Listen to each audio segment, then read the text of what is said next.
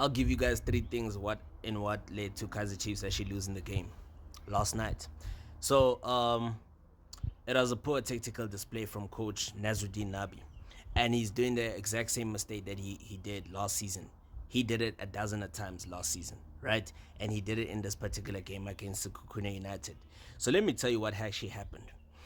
Chiefs were actually punished from their defensive instability, which was caused by the unnecessary changes that Coach Nabi made.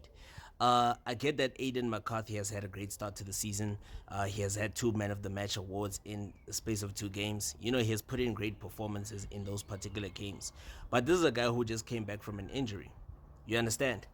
And yes, I get it that he was a regular at the beginning of the season. But look, the defensive pairing of Quinica as well as Inacio Miguel was actually working to perfection. You understand what I'm saying?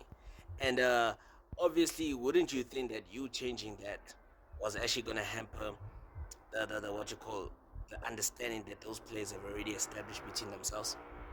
You understand what I mean? Because look, check the first goal, how Kaizer Chiefs conceded it. 2 players going for the same ball, which is McCarthy and Marco, which led to the Kaizer Chiefs defense to be wide open, and they were split. You know what I'm saying? And then secondly, there was a lot of miscommunication within the defense. Miscommunication. They were very sloppy in terms of their passing. They were always stretched. Miguel was always out of position. You understand? He committed so many fouls that he could have actually been given a red card, to think of it. You know what I'm saying? And then again, the midfield. Playing Umthetwa and Ndlovu together. No, it was never going to work. Never. That was never going to work. You understand? Because you look at it, that midfield pairing, they didn't help out in defense. They didn't even offer Kaizer Chiefs anything going forward. You know what I'm saying? I mean, there was no clear-cut chances that they created, those particular midfielders. They didn't even offer any key passes. You know, Umthetwa was always, running up and down, giving Chiefs nothing. He was not effective enough. Even his passes were very sloppy. You understand? Ndlovu, really not much from him. Despite there were glimpses, of him having the ball, but he was not having the ball within the dangerous areas, in which it could hurt the opposition. You understand? And there was no link between defense and attack. You look at even Serino playing in that number 10 position. He didn't offer Kaizer Chiefs anything. Zero. Kaizer Chiefs lacked so much in terms of creativity, in terms of purpose, and in terms of offensiveness. You understand? Because yes, despite the fact that Kaizer Chiefs had more of the ball, but they were not ruthless enough. They did nothing with the balls. Kukune were very ruthless. They punished Kaizer Chiefs for their lapses of concentration. You understand? And their carelessness in terms of giving away the ball. Frozler, again.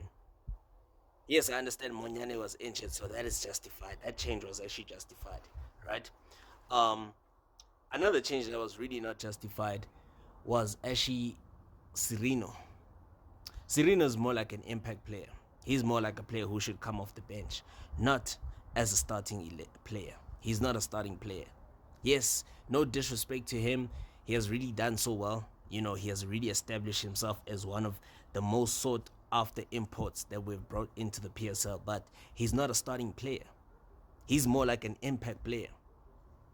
Because his subpar performance was definitely not justified. And it speaks to the fact that he was not supposed to start. Why didn't you start with Nkosipili Lengcobo? Nkosipili Lengcobo is the type of player who brings in so much stability. You understand? He brings in so much stability. He brings in calm into that midfield, and he's got the presence. But you rather made him go sit in the stands when he's actually fit to play. He's not injured whatsoever. Neither is he suspended. You understand? And then again, Kaizer Chiefs concede the second, third goal, and then Nabi does what he did last season, making panic substitutions. Then the game was already over. Because once you make panic substitutions, that really means that, look, you have no solid plan. You understand? You never had a plan on how you were going to win the game. You were outclassed by Eric Tinkler. Yeah.